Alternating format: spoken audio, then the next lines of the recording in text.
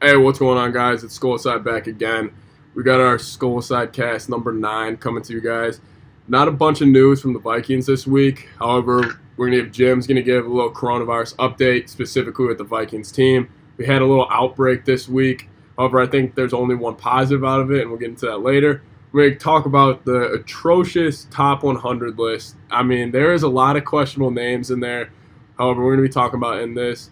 Anyways, Jim, Mike, want to say what's up? Skolside. Excited to talk a little football today. Skol Nation, we're almost a month away from the season, hopefully. So good to be talking Vikings football. Probably about 2 months away from the season, if we're honest. All right, Jim, you want to give your Rona update for the Vikes? Yeah. So as I'm sure everyone's seen on their Twitter updates this week, the Vikings have had, I believe now they're at 8 guys on the reserve / COVID-19 list, which means obviously for people who don't know, guys who have tested positive for the virus or if they've come in contact with someone that has it. So not necessarily all these guys tested positive, but we'll never know. We don't need to know. Obviously, we hope whatever it is, these guys are all safe. But looking at it, really the only guy that's come off is Blake Brandel, the 6th-round pick from Oregon State. I believe is a 6th-round pick this year. The bigger names on it, Afadi Adenabo, Anthony Barr, and Justin Jefferson, and I guess Oli Udoh. We saw him play against Week 17 against the Bears last year. All those guys have been placed on it.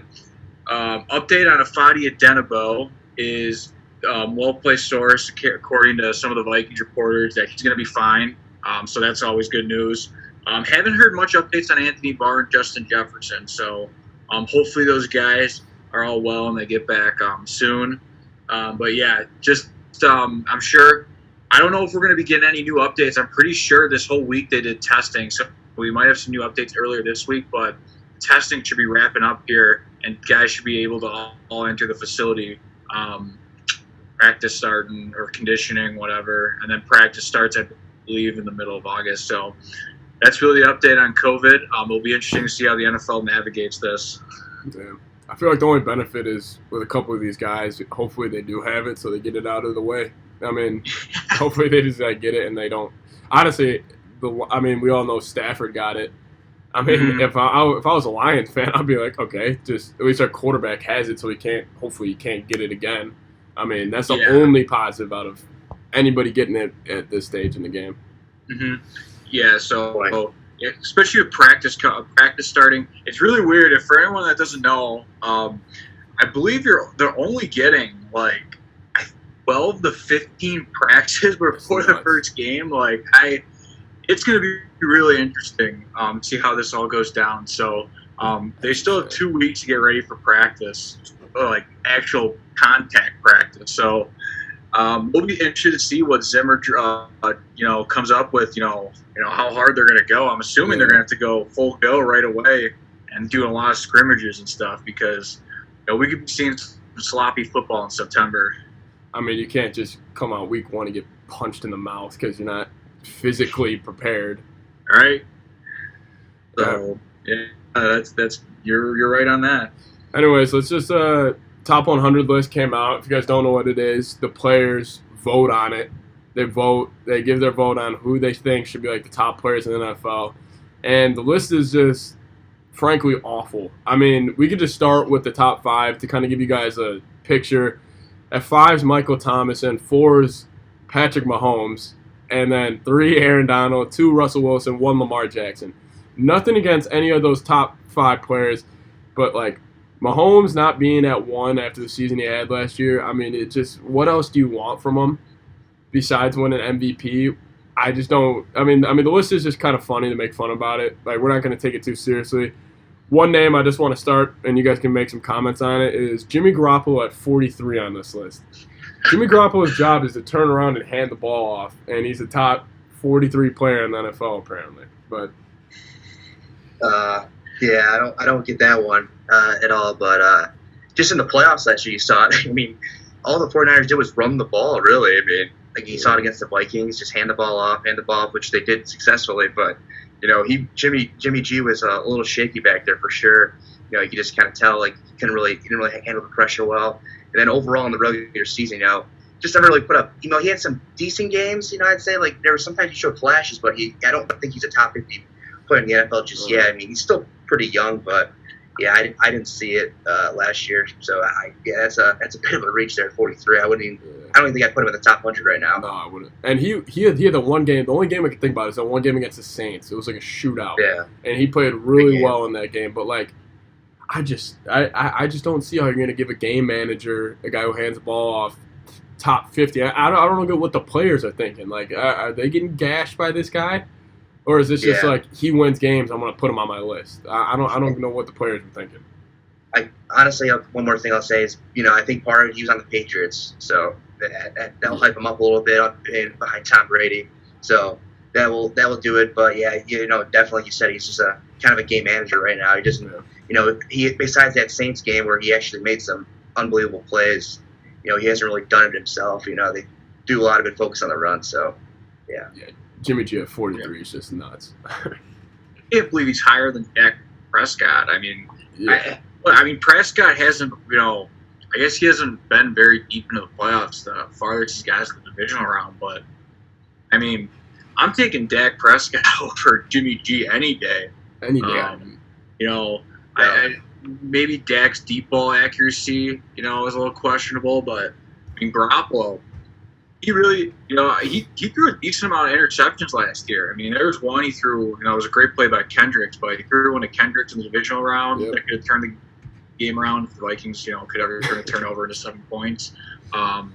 But, he threw 7 passes against Green Bay, and then it's not fair to judge him on this play, but everyone's going to talk about that deep ball he missed in the Super Bowl, down by 4. Around midfield, he had, I forget what receiver it was, down on the field for the game-leading touchdown. I don't know if you guys remember. Yeah, it was overshot him.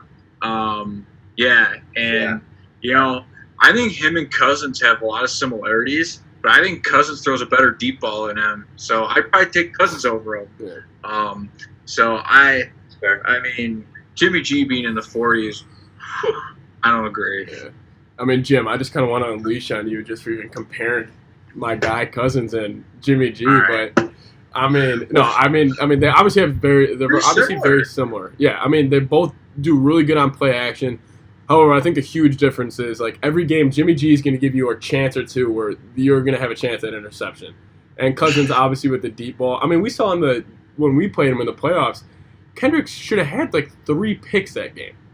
He was all over Jimmy G all game, and there's so many I frankly think Jimmy G is one of the most overrated players in the NFL. I don't see what people fall in love. Dak, I get Dak puts up great numbers, even though I'm not the biggest fan of him. I would still take him over Jimmy G any day of the week. Anyways, I want to stay on quarterbacks right now because kind of feel like ripping on some other teams' quarterbacks. Josh Allen, the fact that he's even on this list at they got him at 87. Josh Allen at 87. And they don't have Carson Wentz on this list. I just don't get where they're coming from. They won the same amount of playoff games. Carson Wentz was playing with a college-level offense, and he dragged them. I'm a huge Wentz guy. I don't know. What do you guys think about Josh Allen being on here even? Yeah, that's a questionable one too. Josh Allen, he can run. He does things in that regard where he can make plays with his feet, but he overthrows a lot of guys. And he also has issues with turnovers as well. So Diggs, good luck this year, but see what happens. But yeah, just looking at him last year, just a ton of overthrows. He's got a big arm. There's no doubt about that, but the accuracy's just not there. And I don't know how he's in the top 100, to be honest. There's just not else you can say. I mean, Carson Wentz not being in the top 100, that's unbelievable. I would put Carson Wentz. I think Carson Wentz is a top 7 quarterback in the league. Look at the receivers he was playing with last year, and he still put up big. I think he threw over 4,000 yards last year, if I remember right. You could walk down to the local college and find the receivers he was playing with. Literally. Yeah, all the receivers got hurt last year, and he was playing with backups and practice squad players. Dragged him to the playoffs. Still, put up some numbers. So Carson Wentz, he should be at least in the top 75. I know he had some injuries, concerns, but when he was a rookie, he was unbelievable. So yeah, listen, I feel like just ripping on. Maybe this is just me just wanting to rip on Diggs' new quarterback because I'm not the biggest fan of the Bills anymore. But first 2 seasons out of Josh Allen and Mitchell Trubisky, are you guys? So Josh Allen played 27 games, Trubisky 26. Trubisky threw for 5,500 yards, Josh Allen 5,100. Trubisky 31 touchdowns, Josh Allen 30. 19 interceptions for Trubisky, 21 for Allen. 63.5% completion percentage for Trubisky, 56 for Josh Allen. Quarterback rating of a 78 for Josh Allen, 87 for Trubisky. Record, Trubisky 15-11, Josh Allen 15-12. I'm telling you, it's going to be the same thing when the Bears went 12-4. All the Bears fans were like, Trubisky's our guy, Trubisky's our guy. Meltdown season. I'm just calling it. I'm not a fan of Josh Allen, mainly because Diggs went there, but whatever. Josh Allen's best play in the NFL is when he leaped over Anthony Barr. One of the worst displays of football I've ever seen in my life. Don't talk about that moment. Maybe that's also Every why time I think of the Bills, I remember that game. Is that awful noon God. Sunday where the Vikings were 17-point favorites and they're down 27-0 at half. Josh Allen, I wasn't a big fan of him coming out of the draft. I agree with you on Josh Allen, Pat.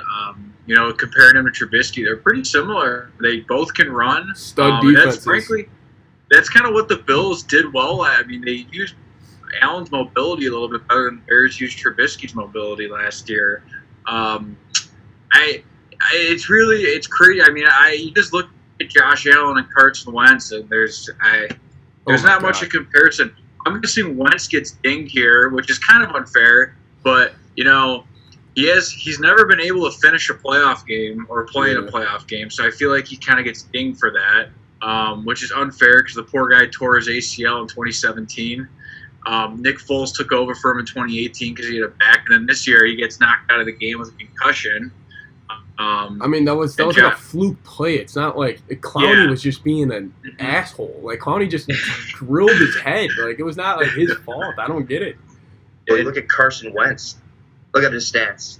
He had 27 touchdowns last year and 7 picks only, and he threw over 4,000 yards. I mean, with those receivers, I think that's pretty damn good. Listen, it's not much a comparison. Yeah. I love Carson. If Carson Wentz was the quarterback for the Vikings, I think the Vikings would be by far top 3, top 5 team in the league. And I don't even think it would be I don't know. I think he's that guy. I mean, before Wentz got hurt, he was MVP. Like, he was the MVP that year. And then he gets hurt. Foles takes, and I think a lot of this is just Foles winning that Super Bowl. If Foles didn't win that Super Bowl, I still feel like it would be everybody would agree Wentz is a top 10. Frankly, I think the comparison to Dak is unfair for Wentz. I think Wentz is by far better than Dak, and Dak's up here on this list. But Dak's won more games, Pat. Dak's won more games. Dak puts up some big numbers, regular season numbers. I mean, I agree with you. I would take Wentz over Dak too, and I really like Prescott. Just the talent of Wentz. I'm guessing this list he's just getting dinged because of his injuries. That's got to be it. That's what it'd be. And as you say, unleash. Garoppolo and Cousins, man, they're kind of they're kind of a carbon copy of each other. Don't get me wrong, I would take Cousins over Garoppolo, no doubt. But they're run-based offenses. Yeah. You both put them in shotgun on 3rd and 8 to 3rd and 10, and you're going to see a lot of plays where the line kind of collapses, and then the pocket presence sometimes isn't there. I mean, in big games, some of them, they kind of struggle at times. Yep. So I mean, Garoppolo definitely has a little bit more interception in him, but Mr. Cousins, I feel like he could get rid of that with age too. Garoppolo could. Buzz can throw some big picks too. So besides Mr. Cousins, he doesn't have much of the interception in him at times. He does have the fumbles at times. This year he did a much better job of it, but Cousins does have the fumbles sometimes. So Listen, I think it's a pretty good comparison. Garoppolo would not go into New Orleans and go win a playoff game. He won there last year. No, he would not go in there and win a playoff. Last year. They won a big game there last year. A game at noon is not the same. Cousins. Anyways, all right. Well, let's just listen. Let's just stick with me being a homer for a second, and let's talk about Danielle Hunter being at 40 and Eric Kendricks being. I got to scroll down all the way at 83. Listen, I get Danielle even being at 40. I get he's not a household name. He wasn't all-pro, but Kendricks at 83 is a middle linebacker, and he was an all-pro last year. I just don't get how people aren't giving him the recognition that he deserves. I mean, you got guys like, I guess Von Miller and TJ Watt are both linebackers. They're outside. I'm trying to see where the best middle linebacker. Where's Wagner on this list? He's up at 13. See, Wagner at 13, Kendricks at 83. I just don't see the difference like that much. Obviously, I think Wagner's better than Kendricks still, but I think that's a joke. I think if you see Eric Kendricks have another year like he did last year, I think you take a big leap again. Same with Danielle too. I'll say this about Eric Kendricks. Like Jim said, like he's never been like great. You know, he's always been solid. Like he's never like been like that game changer. Like last year, he was an impact linebacker. Like I think he got a lot better in coverage. I think that's where he really improved the most was his coverage ability. You know, being able to cover running backs. You know, staying with tight ends. Well, like you say, before this, he was always solid. So I think that's where it kind of, you know, being 83, I kind of see it. You know, he has a great year. I think you know, shoots up to the top 50. Yeah. And I think Danielle Hunter is also, you know, underappreciated. You know, no one ever talks about Danielle Hunter, but that guy always puts up big numbers. I honestly think he should probably be in the top 25 of this list for sure. I'm surprised he's, 40, but yeah, no one really talks about him, but he always puts up double-digit stats every year since he's pretty much been in the league, besides his rookie year. But I like Cameron Jordan a lot from the Saints. But I do like to pick on him because he always whines when he loses to the Vikings. Yeah. I haven't seen him make too many big plays. I didn't see him make too many big plays at all in that wild card game against the Vikings. I didn't hear much from him. You know, I think Hunter. I don't know. I think I'd take Danielle Hunter over Cameron Jordan. I don't know about you guys, 100%. But last time I checked in that big game, Danielle Hunter made a lot more impact plays in that wild card game than Cameron Jordan. You didn't really hear Cameron Jordan's name in that game. Nope. You know? So, I just kind of like poking fun at the Saints. Maybe Michael Thomas can go cry about the game, too. All right, well, I'm gonna give some credit to two teams I'm not very big fan of, but I'm looking at the 40s. You got, I know Zadarius Smith is at 48. I think that is so low. I think he should be a top 25. And you also got Tre'Davious White at 47. He should be for sure in the top 25. I mean, you got Jalen Ramsey ahead of Tre'Davious White, which I can see, but I still would take Trey White. You got Sherman over Trey White. I would take Trey White over Sherman any day of the week. And then I guess that's it. Or they got Gilmore. I get Gilmore, but like Trey White and Zadarius Smith. I mean, we've seen Zadarius Smith. He completely destroyed us in that Monday night game. I think he should be higher, but whatever. I mean, this list is a joke. Anyways.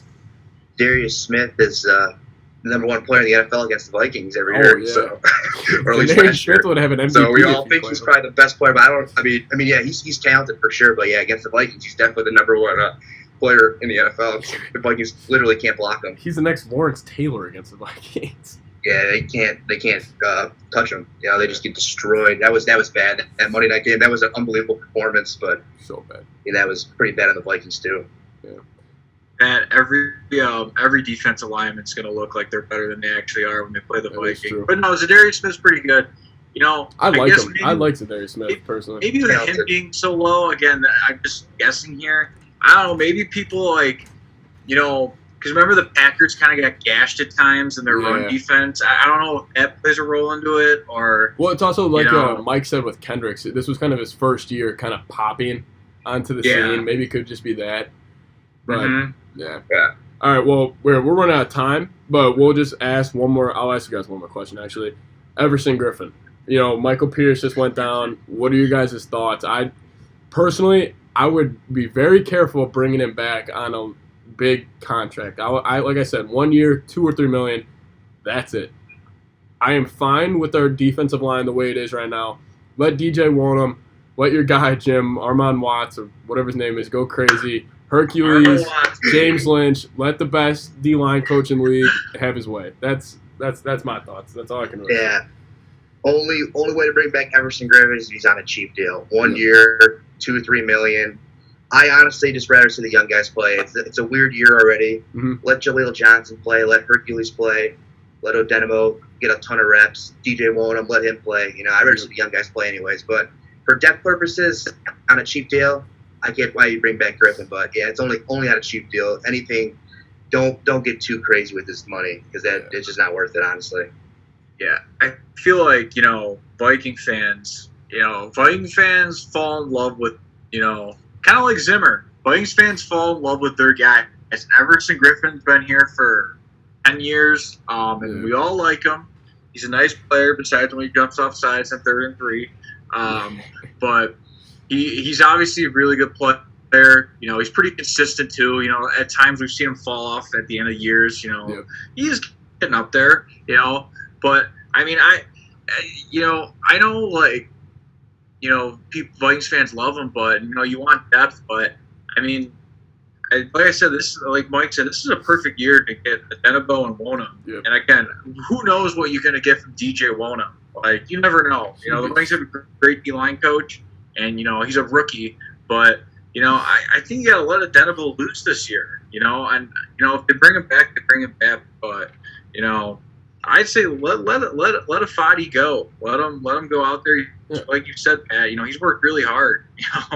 Coming from 7th round pick from Northwestern. Let him go. And if he isn't a starter, he isn't a starter. We'll figure it out this year. I mean, listen. The thing is, like, with the amount of reps he's gotten, like, he's at least earned that starting spot. Like, even if they bring Everson in, Everson should not be starting over Ifedi. And listen, Everson had a great year last year. Honestly, Everson shocked me. He had a great wild card game, but it's just like nobody can beat Father Time. And like and Ifedi's earned his reps. And also, I mean, DJ Wonham's a rookie. Like, we don't know what we have here. I love him. Like, I love the pick. And Mike, like you're saying, like in a weird year like this, let a guy like that just go. Give him all the confidence. I mean, people talk about this guy like he's the next Daniil Hunter. I know it's outrageous, like, to think about that we could have two of them, but they're very similar. Daniil's obviously way more ripped, but very similar. The only thing I could see them bringing back Everson for is, if they ride this out and he still doesn't have a deal and, just wants to play one more year, he could be a guy they bring back and put in on 3rd downs. And, what they did against the Saints is line him up over guards and let him just, get interior pressure.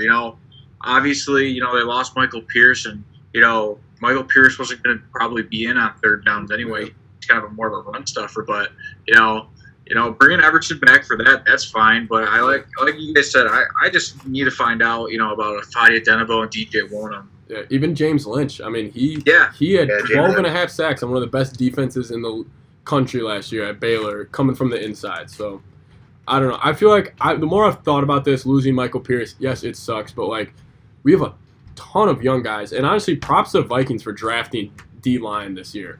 I think Spielman kind of hit that on the nail. But anyways, thank you guys so much for watching. Kind of just us talking about the top 100. Hopefully more Vikings-related news for next week as training camp gets going. Anyways, leave a like on the video, comment, subscribe to the channel. We'll see you guys next Sunday. Peace.